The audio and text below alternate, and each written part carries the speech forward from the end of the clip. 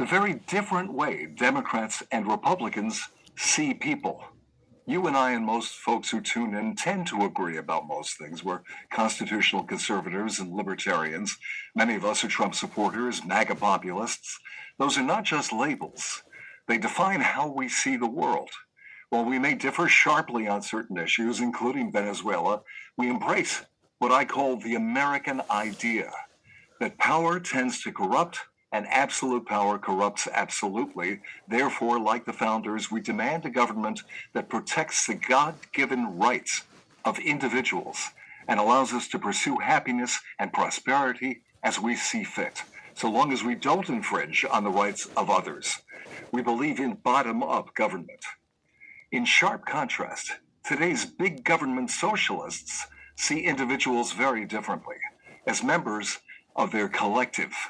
In his inaugural speech, New York's new mayor, Zoran Mamdani, just promised to replace, quote, the rigidity of rugged individualism with the warmth of collectivism, end quote.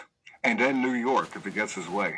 Democrats claim they care about people, especially needy, downtrodden people, victims, but they do not seek to empower them.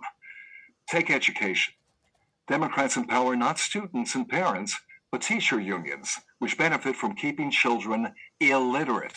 The worse their test scores, the more taxpayer funding they demand. Good call. In Baltimore, a Democrat-run city, as most big cities now are, including Cincinnati and Dayton, public schools spend more than $21,000 per pupil. Teachers make on average between $72,000 and $99,000 plus gold-plated pensions. And yet, the overwhelming majority of students in Baltimore cannot read or do math.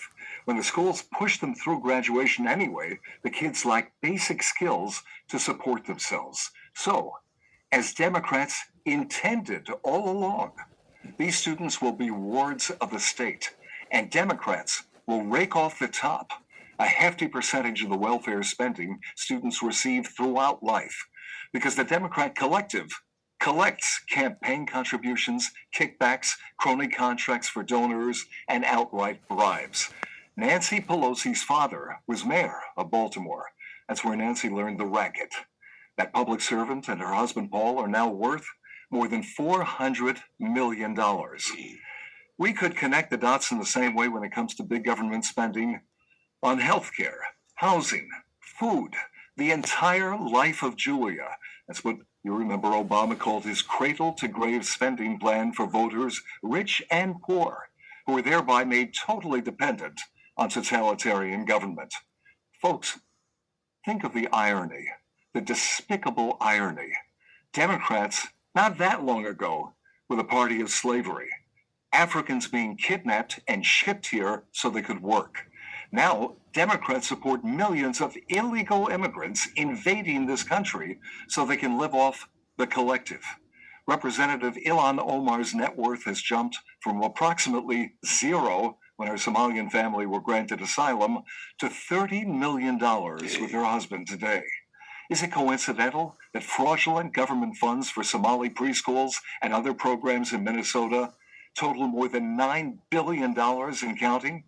Democrats who used to shackle slaves now enslave voters, from illiterate inner-city students without fathers to academics enslaved by liberal orthodoxy, to so-called journalists who have to toe the liberal line, to multinational business owners who defend so-called free trade that ships vital industries off to communist China with its starvation wages and tariffs on American imports. Brian, the essence of Democrat politics is to dehumanize individuals and make them abjectly dependent on the state. For now, I can come on your show and talk about this.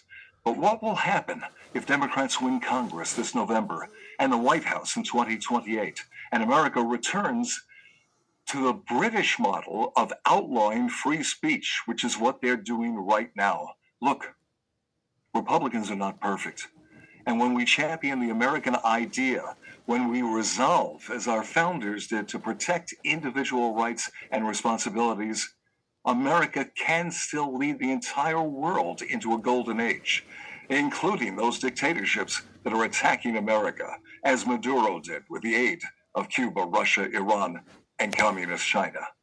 Until that happens, it's not enough to celebrate 1776. We need to speak out, donate, and work. You do this every morning. So what do you say, my friend?